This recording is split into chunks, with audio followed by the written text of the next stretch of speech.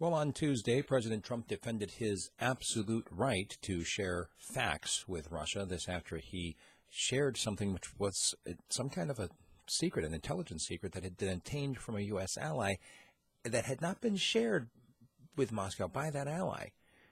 And Mr. Trump took it upon himself to share that information with the Russian Foreign Minister, Sergei Lavrov. What's interesting to note is that if any other employee had done that, unintentionally, it would have been grounds for firing. If he had done it intentionally, it would be grounds for a charge of treason.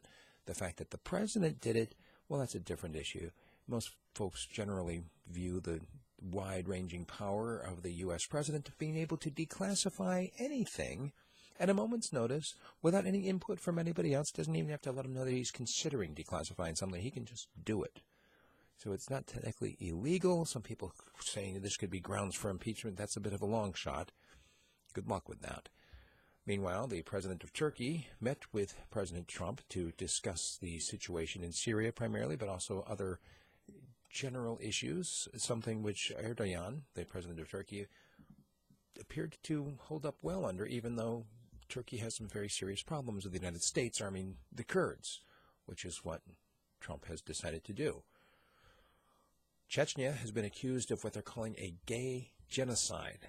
This is an ICC complaint. So they, instead of going to Russia, which is the one that's kind of overseeing what's going on, they've gone to the International Criminal Court before Russia's term has expired, trying to get an actual legal ruling against Chechnya. In Chechnya, by the way, they officially deny that gay people even exist. However, they throw them out the window. I guess maybe that's why they don't exist, because they're all dead. Anyway, that's what the accusation is about, that they've been killing gays in Chechnya for no other reason than for the fact that they are homosexual. The WannaCry ransomware, latest allegations, is that it's linked to North Korea, according to certain cybersecurity experts.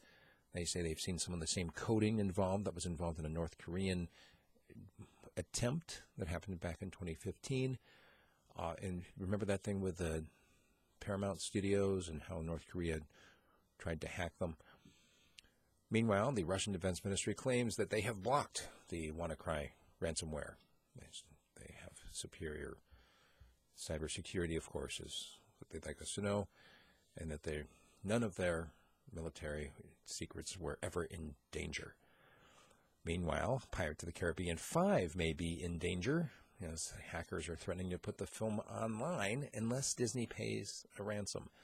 As always, there are many more stories than we have time to cover here. I do encourage you to become a subscriber at radiofreespeech.com, as the subscribers get a 30 to 40-minute version emailed directly to their inbox. It's an audio version, so you can download it and listen on your iPod on your way to work. Last story today to consider is that a U.S. teenager apparently died after drinking caffeine too quickly.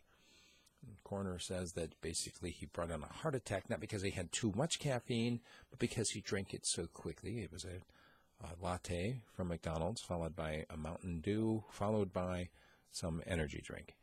And by chugging it all so quickly, he basically caused his heart to go into overdrive, and 16-year-old dead. Something to consider. Check it out, radiofreespeech.com. Send me an email, steve@radiofreespeech.com.